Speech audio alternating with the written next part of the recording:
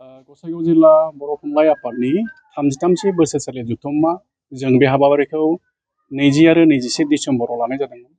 मैया 20 डिसेम्बर, बे 20 डिसेम्बराव जोंहा थान्दै जथुम जादों।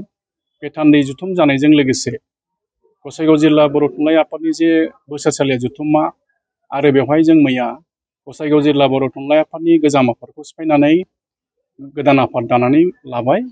बे गोदान आफाद दानायाव जोङो सासे गोदान आफादगिरि मोननो हादों, मानगोनां दैथुन मुसाहारि बिथां, आरो लोगोसे गाहाय नेहाथारि जों गोदान मोननो हादों, मानगोनां सुसान्त नार्जारि बिथां।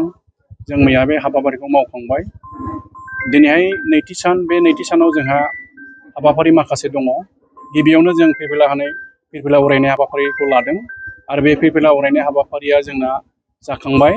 जोंनि बारग' आफादगिरि मानगोनां प्रसन्नलाल नार्जारि बिथाङा अरायहोखांबाय आरो माखासे मुंख्लं आरो रुंसारिफोरनाव बिबार बावनाय हाबाफारि दंमोन, बेखौबो जों मावखांबाय।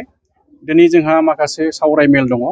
बे सावरायमेलानो जाबाय बर' थुनलाइ फेहेरनाय फैबाय थानाय इयुन जोलैनि बिबान। बेखौ जों सावरायमेल लादों आरो बे सावरायमेलाव जोङो आलासि महरै लिंहरनो हादों।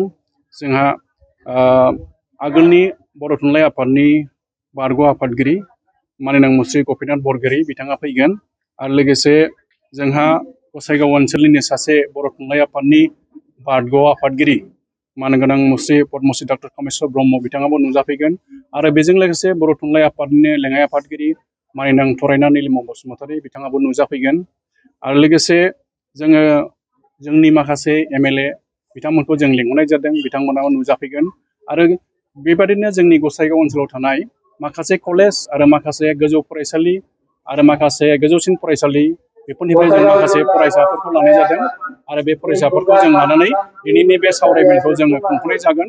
आरो आं सानो बे हाबाफारिखौ लानायाव हयथ' जोंनि फरायसाफोर आरो जोंनि ओनसोलनि मानसिफ्रा बर' थुनलाइ आफादनि सोमोन्दै गुवारै मिथिगोन आरो मा हाबाफारि मावनांगौ बेखौ लानानै हयथ' इयुन जोलैफ्रा निस्सय बेखौ इनकारेज मोनगोन।